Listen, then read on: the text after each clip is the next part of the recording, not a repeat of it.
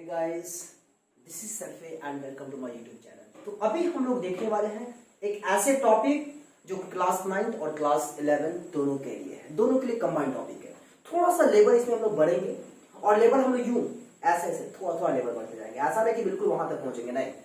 Last video में हम लोगों ने पढ़ा था कि बायोट फोर्स क्या होता है, हम लोगों ने पढ़ा था आर्किमिडीज प्रिंसिपल क्या होता है, ये आर्किमिडीज प्रिंसिपल कहां लगता है और क्या होता है। तो शायद आपको याद होगा मैंने कहा था कि कोई भी ऑब्जेक्ट को किसी फ्लूइड में, फ्लूइड कहने का मतलब होता है लिक्विड और गैस दोनों आ जाएगा। फ्लूइड उसको कहते हैं those which can be easily flow, जो कि आसानी से फ्लो कर जाए। तो लिक्विड भी आसानी से फ्लो करता है और गैस भी आसानी से फ्लो करता है, इसलिए उसको फ्लूइड कहते हैं। तो आर्किमिडीज साहब इस प्रिंसिपल में क्या कहते हैं कि किसी भी ऑब्जेक्ट को आप पार्शियली या होली इमर्ज करोगे किसी फ्लूइड में, तो वो ऑब्जेक्ट जितने पानी को डिस्प्लेस करेगा उतना वाटर डिस्प्लेस किया हुआ वाटर जो होगा ऊपर में एक फोर्स लगाएगा, जिसको हम कहते हैं अपथ्रस्ट या दूसरे वर्ड में बोलते हैं क्या, बायोट फोर्स। और इस लॉ को, पूरे लॉ को हम लोग कहते हैं बायोन्सी। तो आज हमें उसी टर्म को समझना है कि अगर आखिर जो वाटर डिस्प्लेस जो वाटर हुआ है वो ऊपर की ओर फोर्स लगाया तो कितना लगाया, कैसे लगाया। अब वो सॉलिड ऑब्जेक्ट जो हम वाटर में डिसॉल्व कर रहे हैं, इमर्ज कर रहा है, डिसॉल्व नहीं कर रहा है मतलब इमर्ज कर रहा है, तो वो इमर्ज किया हुआ सॉलिड जो है वो किस शेप का हो सकता है। इन सारी बातों को अभी हम लोग डिस्कस करेंगे। तो सबसे पहले हम लोग हेडिंग देते हैं। कंडीशन है कि आप हमारे साथ बने रहिएगा और चैनल पर नए हैं तो प्लीज इस चैनल को सब्सक्राइब करिए, दोस्तों को शेयर करिए। तो टॉपिक हमारा जो हेडिंग होगा वो है क्या, बायोट, BUOYANT, नाम थोड़ा बड़ा टेढ़ा है, बायोट फोर्स, और इसी को हम लोग कहते हैं अपथ्रस्ट। और इस पूरे लॉ को बोलते हैं क्या, बायोन्सी। बातें समझ में आ रही है? चलिए अब हमें समझना है कि बायोट फोर्स क्या है, अपथ्रस्ट क्या है और बायोन्सी क्या है। मैंने कहा था आपको कि बायोट फोर्स और अपथ्रस्ट दोनों एक ही बात है, बस इस पूरे लॉ को, इस पूरे प्रिंसिपल को हम बायोन्सी कहते हैं, राइट। तो समझना हमें यह है कि अगर मान लो कोई क्या है, एक टैंक है, राइट। किसी टैंक में हम अगर सॉलिड ऑब्जेक्ट को इमर्ज कर रहे हैं, या तो आप पूरा इमर्ज करो या हाफ इमर्ज करो या कम इमर्ज करो, पूरा इमर्ज नहीं करो, तब भी क्या होता है, वो लिक्विड ऊपर में फोर्स लगाएगा और वो फोर्स अपथ्रस्ट के नाम से जानते हैं। तो मैं आपको बताना चाहूंगा कि ये अपथ्रस्ट या बायोट फोर्स की मैं जो बात कर रहा हूं, ये अपथ्रस्ट को मान लो शॉर्ट में हम यू से लिखते हैं, तो यू इक्वल होता है V ρ G। मतलब हमें अभी मैथमेटिकल ये प्रूव भी करना है कि upthrust equal V into rho into g. अब V क्या है, रो क्या है, सब हम लोग लिखेंगे। तो V बता दूं मैं आपको, volume of solid, volume of solid immerse in liquid या इमर्ज इन फ्लूइड। समझ रहे हो बात? V क्या है, volume of the solid which immerse in fluid. Rho आपका बता दूं, ये रो बोलते हैं, और रो है आपका डेंसिटी ऑफ ऑब्जेक्ट भी कह सकते हो, या वो solid object, density of solid object. या डेंसिटी कभी कभी यह भी होता है कि इस डेंसिटी ऑफ सॉलिड जो मैं बोला हूं ना, कहीं कहीं रो जो होता है हम लोग उस लिक्विड का भी डेंसिटी ले लेते हैं। तो यहां पर सॉलिड ऑब्जेक्ट हटा दो फिलहाल, अभी डेंसिटी ऑफ लिक्विड कह दो, डेंसिटी ऑफ लिक्विड। और जी आपका हुआ acceleration due to gravity, acceleration due to gravity. अभी मैं बताऊंगा कि मैंने यहां पे सॉलिड क्यों नहीं लिखा, उसका रीजन अभी तो आपको दूंगा। फिलहाल अभी जान लो कि अपथ्रस्ट इक्वल होता है V ρ G, V ρ G, विरोधी नहीं, V ρ G, volume of solid, rho is the density and G the acceleration due to gravity. चलिए अब हमें समझना है, ये मैथमेटिकली हमें प्रूव करना है कि V ρ G कहां से आया और कैसे आया। जैसे मान लीजिए आप यहां पे एक टैंक है, एक आपका ये बता दूं, ये टैंक है, क्या ये टैंक है, और इस टैंक में क्या है, वाटर फिल किया हुआ है, वाटर भरा हुआ है, ठीक है। अब मान लो कि इसमें हम क्या कर रहे हैं, एक सिलिंड्रिकल ऑब्जेक्ट डाल रहे हैं इसमें।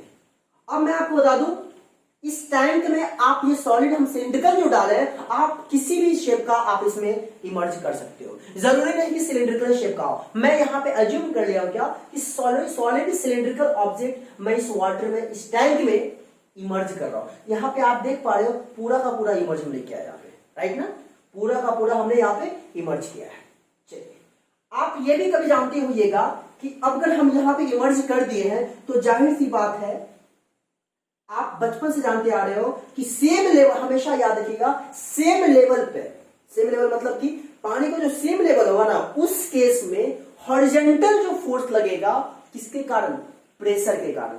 भाई इसके अंदर वाटर है, इसको हम इमर्ज कर रहे हैं, तो प्रेशर के कारण फोर्स लगाएगा ना इसको, इस डायरेक्शन में, और इस डायरेक्शन में इधर फोर्स लगाएगा। और जब सेम लेवल पे जो हॉरिजॉन्टल फोर्स इस पे लगेगा तो वो कैंसिल हो जाएगा। ये +2 न्यूटन, ये -2 न्यूटन, जीरो। ओवरऑल फोर्स क्या होगा, जीरो। ये सभी देख लो, हॉरिजॉन्टल में सेम लेवल पर अगर फोर्स लगेगा तो क्या होगा, आप समझ रहे हो, कैंसिल हो जाएगा, जीरो हो जाएगा, सेम लेवल पे। और ये फोर्स कौन प्रोवाइड कर रहा, प्रेशर प्रोवाइड कर रहा है। तो यानी कहने का ये मतलब है कि हॉरिजॉन्टली अगर इस पे फोर्स लग रहा है वो तो कैंसिल हो जा रहा है। तो चलिए बच कौन गया, वर्टिकल में कौन सा फोर्स लग रहा है। तो आप जरा गौर फरमाओ, यहां पर इस तरीके से इसको हम फोर्स लगाएंगे ऊपर से नीचे की ओर, ठीक है ना, परपेंडिकुलरली। तो आप इसका मान लो क्या, F1 हम फोर्स लगा रहे हैं नीचे डाउनवर्ड।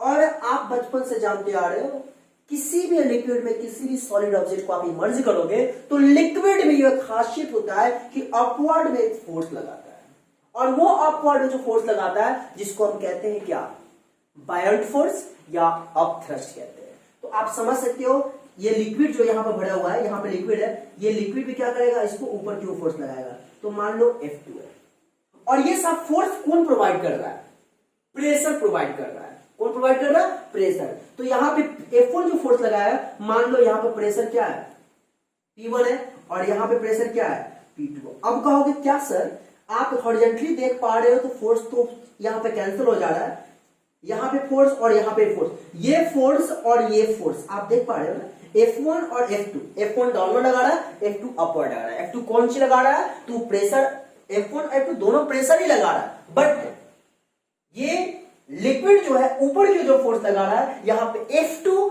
बायंट फोर्स कहलाएगा, अपथ्रस्ट कहलाएगा। आपने कभी नोटिस किया ना भाई कि किसी टैंक में अगर मान लो कोई जग को हम इमर्ज करते हैं तो वो लिक्विड क्या करता है, उस जग को ऊपर क्यों फोर्स लगाता है, आपने फील किया होगा, है ना, ऊपर क्यों फोर्स लगाता है। लेकिन जैसे ही तो पानी के लेवल से जब ऊपर आते हो तो भारी लगने लगता है। मतलब क्या कि हर लिक्विड अपने लिक्विड में किसी भी ऑब्जेक्ट पे, किसी तरह का सॉलिड ऑब्जेक्ट हो, उस पे फोर्स लगाता है अपवर्ड डायरेक्शन में, तो उसको हम कहते हैं अपथ्रस्ट।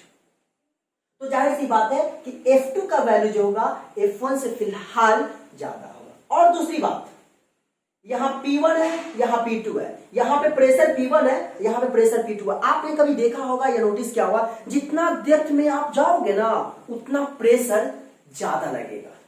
आप कहोगे सर कैसे, कुछ प्रैक्टिकल बात बताइए। बेशक आपने कभी देखा होगा, टैंक, वाटर टैंक जो होता है आपके छत पर रखा हुआ है, राइट, सबसे ऊपर में रखा हुआ ना। आपने कभी नोटिस किया होगा कि ऊपर में जो आपका टैप लगा हुआ है, नल लगा हुआ है, वहां से पानी कम गिरता है, स्लो स्लो। लेकिन सबसे नीचे वाला जो टैप आप देखते हो उसमें पानी बहुत तेजी से गिरता है। मतलब क्या, प्रेशर ज्यादा लग रहा है। प्रेशर किस बात पर डिपेंड किया, डेप्थ पे डिपेंड किया। जितना ज्यादा डेप्थ होगा उतना ज्यादा प्रेशर होगा। तो जाहिर सी बात है कि यहाँ पे प्रेशर ज्यादा होगा और यहाँ पे प्रेशर कम होगा। मतलब यह हम कहना चाह रहे हैं कि P1 जो होगा वो P2 से कम होगा, राइट। तो P1 जब P2 से कम होगा तो जाहिर सी बात है कि F1 जो होगा वो F2 से कम होगा। Pressure equal force by area. चलिए, और इस एरिया को आप मान लो यहाँ पर A है, तो जाहिर सी बात है ये एरिया A है, तो यहाँ भी एरिया तो क्या होगा, ये भी तो A होगा। सिलिंड्रिकल सरफेस अगर हम माने हैं तो एरिया होगा ना। चलिए, और ये हाइट मान लो, ये हाइट है सिलेंडर का H, सपोज मान लो क्या है हाइट H। समझ बात आ रही है ना, सिलेंडर का हाइट हमने क्या माना H।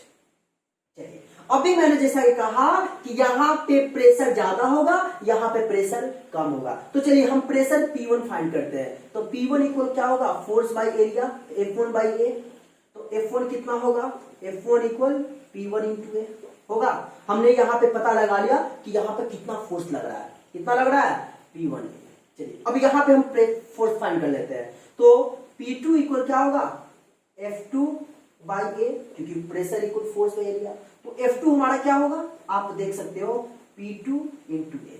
अब यहाँ पे मेरा फोर्स क्या हुआ, P2A। जाहिर सी बात है P2A जो होगा P1A से ज्यादा होगा, बेशक इसमें कोई शक नहीं। चलिए अब मैं आपको बताना चाहूंगा कि यहाँ पे प्रेशर और यहाँ पे प्रेशर, इस दोनों प्रेशर का क्या डिफरेंसेस है। और वो डिफरेंसेस जो होता है, यहाँ पे प्रेशर P1, यहाँ पे प्रेशर P2, तो याद रखिएगा प्रेशर P2 माइनस P1, क्योंकि प्रेशर P2 जो होगा P1 से ज्यादा होगा, इसलिए P2 माइनस P1 लिखा होगा। तो P2 माइनस P1 जो होता है, याद रखिएगा रो GH। P2 माइनस P1 क्या होगा, रो GH। क्लियर बात। चलिए अब आपको पता लगाना है कि इस सिलेंडर पे नेट फोर्स कितना होगा। नेट फोर्स मतलब क्या, सबसे ज्यादा फोर्स कौन लगाएगा, F1 लगाएगा या F2 लगाएगा। जाहिर सी बात है कि F2 लगाएगा। तो F1 क्या हो रहा है, नीचे ऊपर नीचे फोर्स लगा रहा है, F2 कहां लगा रहा है, ऊपर फोर्स लगा रहा है। तो नेट फोर्स होगा ना हमारा। तो यहां पे हम लिखेंगे क्या, नेट फोर्स। नेट फोर्स क्या होगा हमारा, F2 माइनस F1। और आप देख पा रहे हो F2 माइनस F1 जो होगा ये ऊपर क्यों हो गया, F2 माइनस F1 किधर लगेगा, अपवर्ड। और ये अपवर्ड जो फोर्स लगा इसको हम क्या कहेंगे, F2 minus F1, up thrust. और आप मुझे बताओ ये F2 माइनस F1 का वैल्यू F2 का कितना है, F2 आपका P2A माइनस F1, तो F1 कितना है, P1A। समझे बात। हमने यहां पर नेट फोर्स फाइंड किया F2 माइनस F1, तो F2 का वैल्यू P2A और F1 का वैल्यू क्या, P1 है। इसमें से कुछ कॉमन लग रहा है, एक कॉमन लग रहा है, निकाल लीजिए P2 माइनस P1। और अभी आपने देखा है A into P2 minus P1 क्या है हमारा, रो GH, रो GH। इसको अरेंज कर दोगे तो आप ऐसा लिख सकते हो AH इंटू रो G। अब आप बताओ ए मतलब क्या, एरिया, H मीन्स क्या, हाइट। और एरिया को हाइट से मल्टीप्लाई करते हैं तो क्या होता है, वॉल्यूम आता है, आपने बचपन में पढ़ा था, L into B into H. तो L इंटू बी क्या है, A है, आई H है, क्या हो जाएगा, वॉल्यूम। A मतलब एरिया, H मतलब हाइट। हमेशा याद रखिएगा किसी भी एरिया को हाइट से मल्टीप्लाई करोगे वॉल्यूम आ जाएगा। तो यहाँ पे A इंटू एच देख पा रहे हो, तो A इंटू एच इस सिलेंड्रिकल सॉलिड सिलेंड्रिकल ऑब्जेक्ट का वॉल्यूम हो जाएगा। तो मैं यहां पर लिख सकता हूं क्या, V रो G। और ये V रो G क्या आया, F2 माइनस F1। और ये F2 माइनस F1 क्या है, up thrust. Up thrust, upward में जो फोर्स लग रहा है कौन कराता है, अप थ्रस्ट। यानी कि अप थ्रस्ट इक्वल हमारा क्या आया, V रो G। और हमें यही प्रूव करना था। उम्मीद है बातें समझ में आई। तो मेरे को अप थ्रस्ट का एक्सप्रेशन क्या आया, मैथमेटिकली मेरे को आया क्या, V रो G। V क्या है, V is the volume of solid object immerse in fluid. Rho is the density of water, क्योंकि हम यहाँ पे वाटर में डिसॉल्व कर रहे हैं। जरूरी नहीं कि यहाँ पे वाटर में ही करेंगे, आपका अल्कोहल भी हो सकता है, केरोसिन भी हो सकता है, कुछ भी हो सकता है। अरे भाई हम सिर्फ अभी इतना पता लगाना चाह रहे हैं कि इस पे हमारा बायोन फोर्स कितना लगेगा अगर आपका डेंसिटी दिया हुआ है, क्योंकि बायोन फोर्स जो होता है डेंसिटी पर भी डिपेंड करता है। फिर हम लोग भविष्य में फिर पढ़ेंगे आगे क्लास में, आगे क्लास में तो इसी क्लास में पढ़ेंगे, नेक्स्ट वीडियो में पढ़ेंगे क्या, कि कोई भी बॉडी जो या ऑब्जेक्ट किसी वाटर में जब इमर्ज होता है तो डूबता नहीं है, सिंक नहीं करता है। कोई बॉडी क्या करता है, फ्लोट करता है, कोई बॉडी क्या होता है, बिल्कुल डूब जाता है। ये सब का भी केसेस हम लोग पढ़ेंगे। लेकिन फिलहाल अभी जो हम लोग पढ़ रहे हैं कि लिक्विड या फ्लूइड जो होता है ऊपर में जो फोर्स लगाता है तो वो कितना लगाता है अगर डेंसिटी भी दिया हो तो उसके लिए एक्सप्रेशन क्या है हमारा, V रो G। उम्मीद है बातें क्लियर है। थोड़ा सा इस पे हम लोग क्वेश्चन देख लेते हैं छोटा सा, आप जरा गौर मारोगे, यहां दिख रहा है, चलिए यहीं पर हम लोग क्वेश्चन देख लेते हैं छोटा सा, आप गौर मार सकते हो। मान लो कि अगर क्वेश्चन दिया हो कि ये एक टैंक है, टैंक में वाटर डिजोल्व है, और वाटर जब डिजोल्व है तो रो का डेंसिटी, वाटर का डेंसिटी मान लो दिया हुआ है 10⁻³ kg/m³। ठीक है, बातें समझ में आ रही है ना। चलिए और इसका वॉल्यूम जो दे रहा है, इसका एरिया मान लो दे रहा है आपका 4cm²। किसका? सिलेंड्रिकल ऑब्जेक्ट अगर हम डाल रहे हैं तो एरिया 4cm² दे रहा है। और ये पूरा हाइट जो दे रहा है मेरे को, अगर मान लो कि 10 सेंटीमीटर है, हाइट कितना है? 10 सेंटीमीटर। तो मेरे को पता लगाना है कि वाटर जो होगा ऊपर में कितना फोर्स लगाएगा, अब थ्रस्ट कितना होगा। सिंपल सी बात है, मेरे को अब थ्रस्ट निकालना है। तो अब थ्रस्ट इक्वल क्या होता है आप समझ सकते हो, रो जी एच। रो मतलब क्या, sorry V rho G H. V मतलब क्या हुआ? वॉल्यूम। अब वॉल्यूम कैसे निकालेंगे? Area into height. एरिया क्या हमारा? 4cm² है। तो 4cm² है, तो उसको मीटर में जब आप चेंज करोगे तो कितना होगा जानते हो? 4/10,000 दिख रहा है, उम्मीद है 4/10,000। अब कहोगे 10,000 कैसे सर? 1 सेंटीमीटर का मतलब 1/100, यहाँ cm² है तो 1/100 इंटू 100 तो क्या हो जाएगा? 1/10,000। तो 10,000 डिवाइड कर दिए। एरिया, हाइट क्या है आप देख सकते हो, हाइट यहाँ पे हमारा क्या है? 10 सेंटीमीटर। तो 10 सेंटीमीटर मतलब क्या हुआ? 10/100 इंटू, ये तो भी हो गया। रो का वैल्यू क्या है? रो का वैल्यू आपका यहाँ पर दे रहा है 10⁻³ तो 10⁻³ इंटू फिर क्या है? जी। और जी तो आप जानते हो कितना होता है? 10। ग्रेविटी हम लोग 10 लेते हैं। अब इसको आप सॉल्व करोगे तो आप गौर फरमा सकते हो 4 इंटू 10 का पावर क्या होगा? 1, यहाँ पे 1 है, यहाँ पर 3 है, यहाँ पे 1 है, तो 1 3 4 1 5, 10⁻5 बाई नीचे क्या होगा? 4 अदू 6, 10⁻6। जब इसको आप सॉल्व करोगे तो 4 इंटू 10 क्या होगा? 5 में से 6 गया -1, यानी इसको सॉल्व करोगे तो आएगा 0.4 न्यूटन। और हमें यह आ गया क्या? अब थ्रस्ट।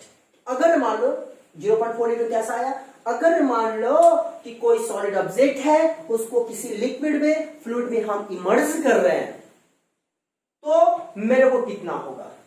समझ रहे हो बात ना? चलिए एक और हम लोग क्वेश्चन छोटा सा देख लेते हैं।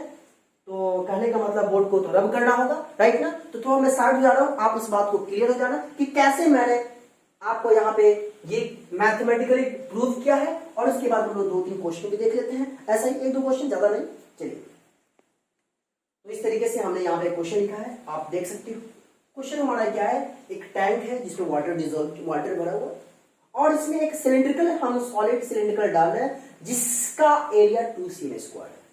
और इस पूरी सिलिंड्रिकल का हाइट जो है आपका 6 सेंटीमीटर है। लेकिन इस ऑब्जेक्ट को जो हम इमर्ज कर रहे हैं लिक्विड में, उसका बस 4 सेंटीमीटर पार्ट ही इसको इमर्ज कर रहा है। टोटल है 6 सेंटीमीटर हाइट का, लेकिन 4 सेंटीमीटर पार्ट हम उसको इमर्ज कर रहे हैं। जाहिर सी बात तो लगेगा ही, क्योंकि आर्किमिडीज साहब क्या कहते हैं? आप पूरी तरीके से इमर्ज करो या आंशिक इमर्ज करो, कम इमर्ज करो। अगर वाटर लिक्विड में है तो ऑब्वियसली उस पे बायोंट फोर्स अप थ्रस्ट लगेगा ही। किस डायरेक्शन लगेगा? तो अपवर्ड डायरेक्शन लगेगा। इस बात को हमेशा याद रखना। चलिए, अब हमें समझना है, फाइंड करना है कि वाकई में इसमें अप थ्रस्ट लगेगा तो कितना लगेगा। आइए गौर फरमाते हैं। तो अप थ्रस्ट की मैं बात करूं तो अप थ्रस्ट आप समझ सकते हो, अप थ्रस्ट क्या होता है? यू को क्या होता है? वी रो जी। तो वी मतलब क्या? वॉल्यूम। तो वॉल्यूम के लिए हम लोग फाइंड करें क्या? Area into height. तो देख लो, एरिया 2cm², और 2cm² का मतलब क्या हुआ? 2/10,000। समझ में बात आ रही है? cm² का मतलब 1 इंटू, ये आपका ए है, एच कितना है देख लो। टोटल हाइट 6 सेंटीमीटर है, लेकिन जितना वाटर इसके अंदर है, वाटर के अंदर है, उतना ही तो वो डिस्प्लेस करेगा, उतना ही तो ऊपर में फोर्स लगाएगा वेट। तो जाहिर सी बात है हाइट हम कौन लेंगे? 4 सेंटीमीटर लेंगे। तो 4 बाई क्या होगा? 100 मीटर में चेंज कर दिया, राइट। इंटू रो, तो रो आपका दे रहा है कितना? 10⁻³ इंटू उसके बाद क्या है? जी। ग्रेविटी आप जानते हो कितना होता है? 10 होता है। अब इसको सॉल्व करेंगे तो क्या आएगा? 4 2 8 इंटू 10 का पावर क्या होगा? 3 1 4 बाई 4 2 6 हो जाएगा। समझ में बात आ रही है? अब इसको सॉल्व करेंगे तो क्या होगा? 8 इंटू 10 का पावर 4 है, यहाँ 10 का पावर 6 है, तो डिवाइड है, तो जाहिर सी बात है क्या होगा? माइनस होगा। तो हम क्या लिख सकते हैं? 10 का पावर 4 - 6 यानी -2। सॉल्व करोगे तो पता यह चलेगा कि 0.08 न्यूटन आएगा। उम्मीद करते हैं आपका ये क्वेश्चन का सॉल्यूशन कंप्लीट समझ में आया होगा। हम लोग यहाँ पे फिलहाल सिर्फ इतना ही पढ़ रहे हैं कि बायोंट फोर्स या अप थ्रस्ट ऊपर में कितना लगेगा। और ये सारा का सारा जो लॉ देख रहे हो ना, इस लॉ को हम लोग बायोंसी कहेंगे, उत्प्लावक। बातें समझ में आ रही है? फिर इसके बाद हम लोग देखेंगे क्या? एक टॉपिक है आपका अपेरेंट वेट। क्या मैंने बोला, थोड़ा सा के बारे में जिक्र कर देता हूं। Apparent weight, apparent weight, apparent weight का मतलब यह होता है क्या कि एग्जैक्ट नहीं, रियल नहीं, अपैरेंट, अपैरेंट वेट। अपैरेंट का वेट का मतलब यह हुआ, आपको मैं बताना चाहूंगा कि क्या कह सकते हैं, अगर मान लो कि कहीं पे हम है, सॉलिड ऑब्जेक्ट है, मान लो सरफेस है, यहां पे कोई ऑब्जेक्ट है, ठीक है, तो इसका वेट जो होगा आप समझ सकते हो, वेट तो होगा आपका यहां m/g तो होगा ही, राइट।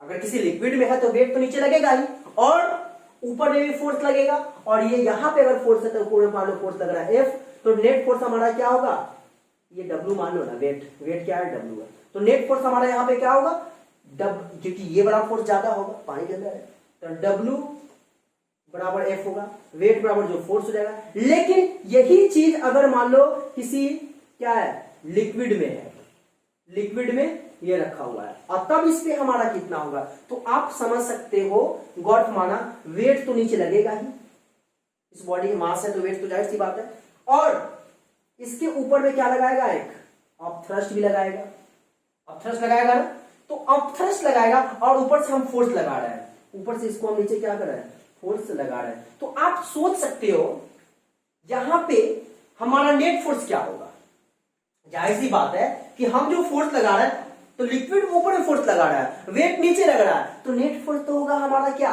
F इक्वल जो हो जाएगा W minus you, W minus you, समझे, नेट फोर्स टोटल वेट नीचे और लिक्विड ऊपर में फोर्स लगा रहा है, तो वो तो कम करेगा उसके वेट को ना, तो वेट जो एग्जैक्ट वेट जो होता है उसके वेट में जो कमी होता है ना, that is called apparent wait.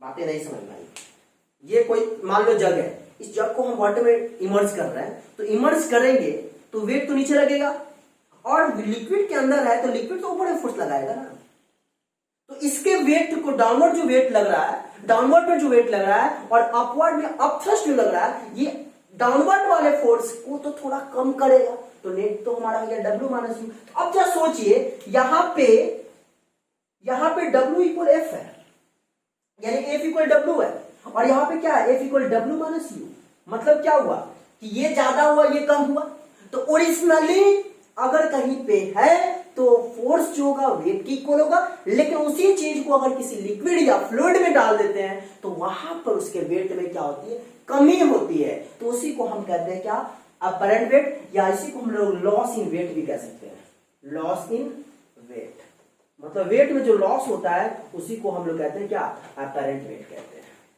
तो उम्मीद है बातें समझ में आई, तो इस पर भी हम लोग कल के वीडियो में डिस्कस करेंगे, एक अच्छा सा इस पर न्यूमेरिकल्स भी देखेंगे, और आज हम लोगों ने जो पढ़ा है अपथ्रस्ट इक्वल क्या होता है, V इंटू रो इंटू जी। उम्मीद है बातें समझ में आई, अगर समझ में आए तो दिल से वीडियो को लाइक करिए, दोस्तों के भी शेयर करिए, और साथ ही चैनल पर नए हैं तो सब्सक्राइब कर बेल आइकन को प्रेस करिए। आज इतना ही, थैंक यू।